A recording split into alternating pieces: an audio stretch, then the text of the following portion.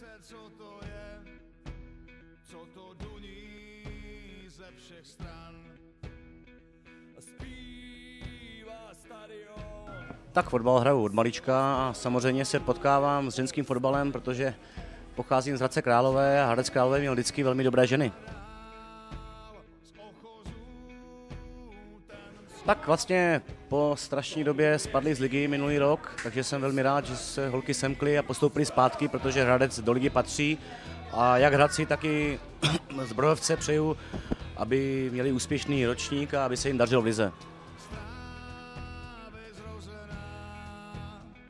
Tak zážitek tam mám spíš za Lužánkami, takovej smutnej. S Příbrami jsme tam vedli 1-0, v 90.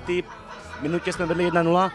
Jsem pak vystřídal a ještě jsme prohráli 2-1, takže to je takový smutný zážitek, ale jinak mám brněnský fotbal rád moc.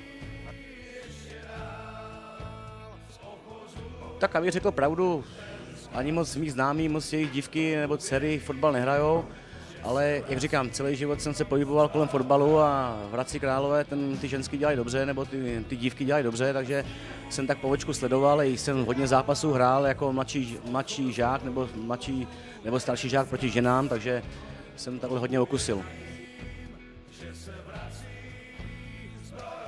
Když bude čas, tak se určitě přijdu podívat.